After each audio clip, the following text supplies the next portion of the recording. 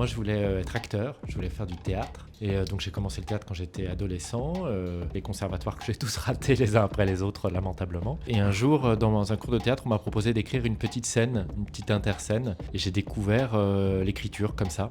Donc c'est passé par le théâtre, écrire pour des acteurs et des actrices, et j'ai adoré ça. Même si c'est vrai que je lisais beaucoup quand j'étais enfant, les fictions, l'imaginaire, les films aussi, c'était vachement important. Lire, c'est fondamental, être curieux, essayer de comprendre comment on construit un monde avec les mots. Le plus gros conseil, c'est vraiment de lire, de découvrir, d'être curieux et d'aller là où on pense que c'est pas forcément fait pour nous. De se dire que en fait, tout est fait pour nous et il suffit d'avoir l'envie de pousser la porte. Donc moi, je lire. Lire.